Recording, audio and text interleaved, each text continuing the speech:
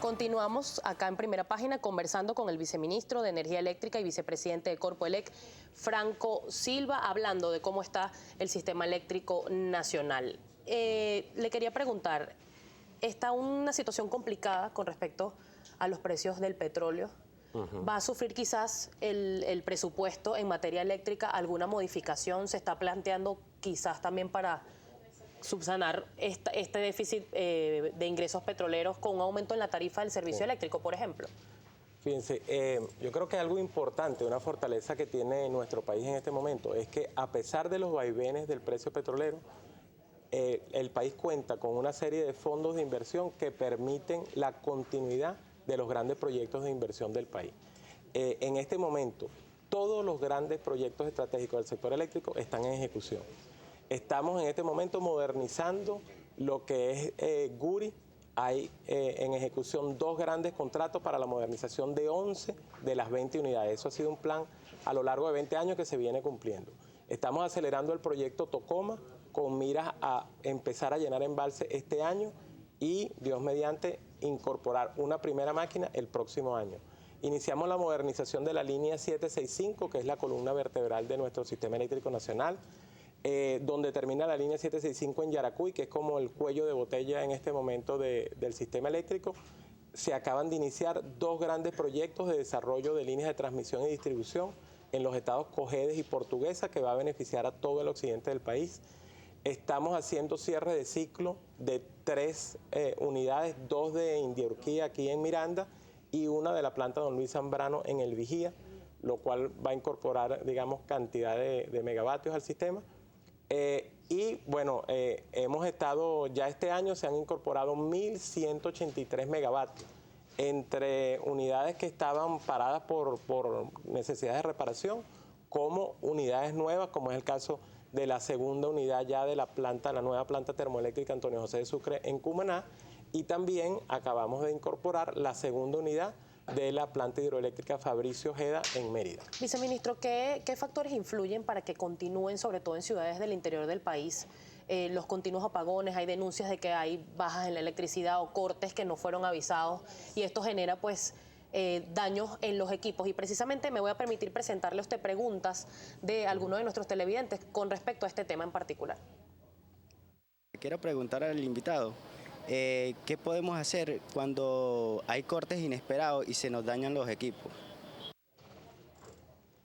Sí. ¿Qué le responde? Bueno, primero, el sistema eléctrico está, digamos, sometido a muchísimos eventos, ¿no?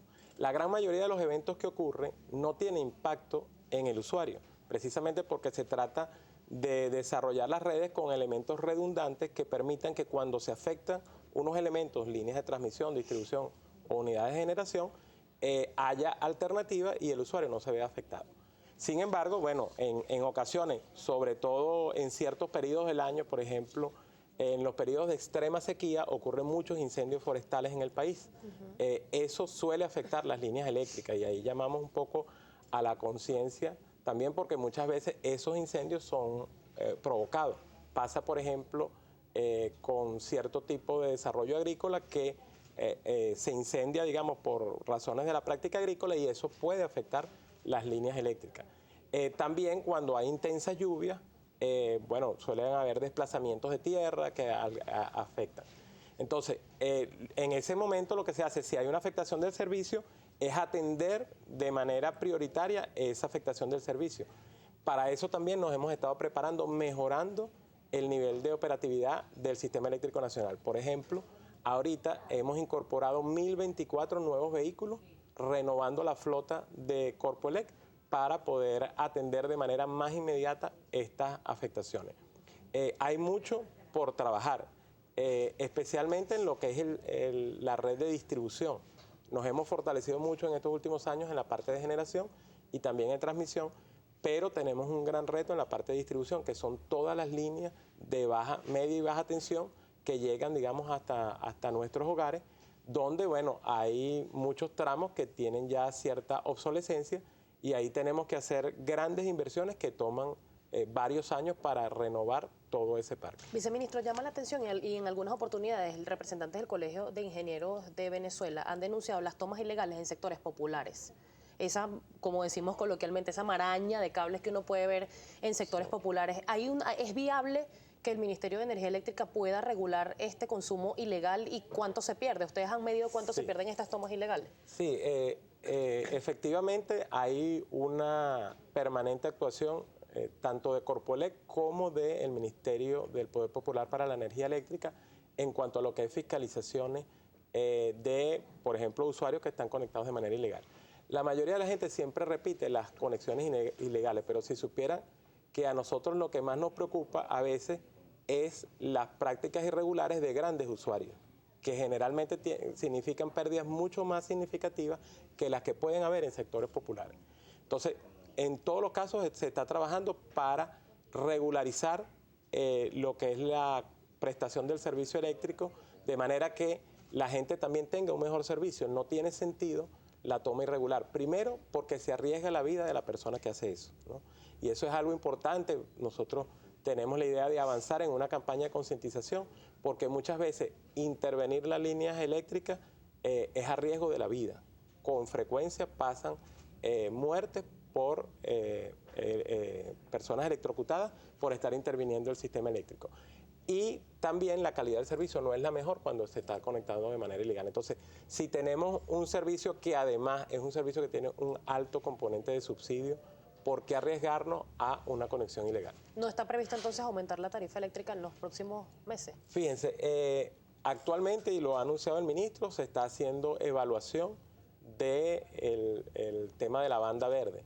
Se tiene previsto mantener las bandas por ahora en los niveles que fueron establecidos, dependiendo de la región del país, va de 500 hasta 1.300 kilovatios hora al mes, y mantener el nivel de subsidio que se estaba planteando, que es aproximadamente un 80% del costo operacional, está siendo subsidiado en la tarifa eléctrica.